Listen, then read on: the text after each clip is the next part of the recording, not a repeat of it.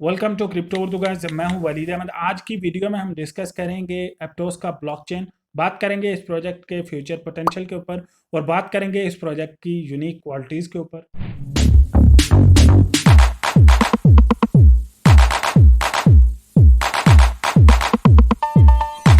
एप्टोस का जो प्रोजेक्ट है ये क्रिप्टो इंडस्ट्री के अंदर इसलिए इंटर हुआ ताकि ये फैसिलिटेट कर सके वेब 3 के जितने भी स्टार्टअप्स हैं उन्हें।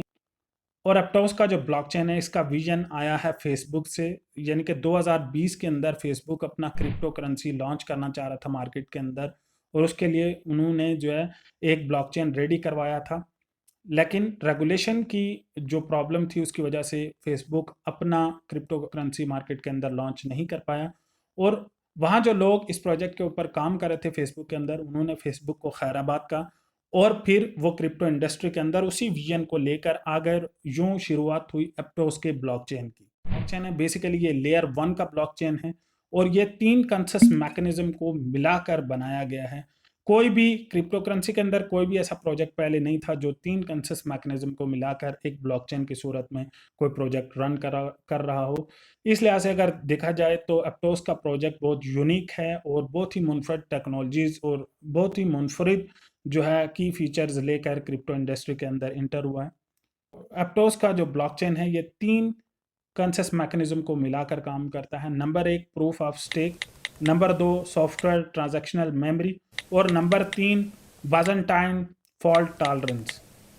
प्रूफ ऑफ स्टेक का जो कंसेप्ट है ये बहुत ही सादा है, यानी कि एप्टोस का जो टोकन है वो माइनेबल नहीं है। इसकी माइनिंग करने के लिए आपको कोई भी हार्डवेयर जीपीयू या ऐसे माइनर खरीदने की ज़रूरत नहीं है। सिर्फ आप एप्टोस के टोकन को स्टेक करके वहाँ से अर्न कर सकते हो, रिवार्ड अर्न कर सकते हो। नंबर 2 का जो कंसेस मैकेनिज्म है वो है सॉफ्टवेयर ट्रांजैक्शनल मेमोरी। सिंपली इसको एसटीएम भी कहा जाता है।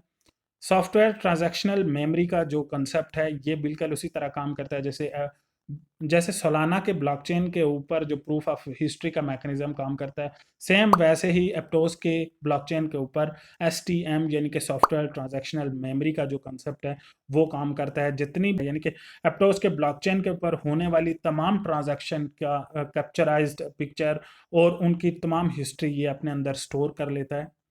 नंबर 3 पर जो मैकेनिज्म है वो है BFT यानी बाजेंटाइन फॉल्ट टॉलरेंस। इसके अंदर कुछ नए की फीचर्स हैं। इस बाजेंटाइन फॉल्ट टॉलरेंस का जो BFT का कंसेप्ट है, कंसेस मैकेनिज्म है, इसके साथ ब्लॉकचेन के ऊपर कुछ नए की फीचर्स जो है इम्प्लीमेंट हो जाते हैं।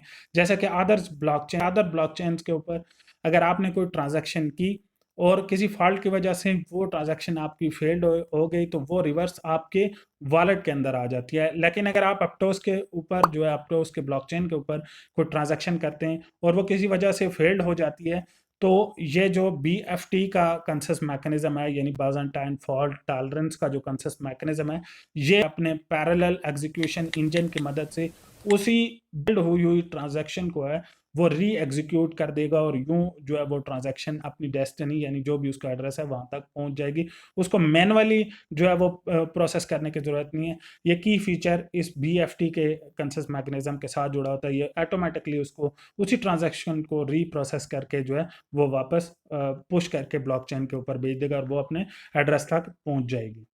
इसका कंसेस मैकेनिज्म है। इसके साथ जो है एक और फैसिलिटी इम्प्लीमेंट हो जाती है, एक और जो की फीचर है वो इम्प्लीमेंट हो जाता है एप्टोस के ब्लॉकचेन के ऊपर, यानी वर्कलोड की वजह से या फिर बग्स की वजह से जो जो ब्लॉकचेन्स की ट्रांजैक्शन स्लो हो जाती हैं, ब्लॉकचेन डाउन हो जाते हैं, तो वो वहाँ पर जो है एप्टोस के ब्लॉकचेन के ऊपर जब भी कुछ ऐसा बग्स आएगा या फिर वर्कलोड की वजह से जो ब्लॉकचेन डाउन होगा तो ऑटोमेटिकली BFT यानी बाजेंटाइन फॉल्ट टॉलरेंस का जो मैकेनिज्म है, कंसेस मैकेनिज्म है, वो उसे री मेंटेन कर देगा।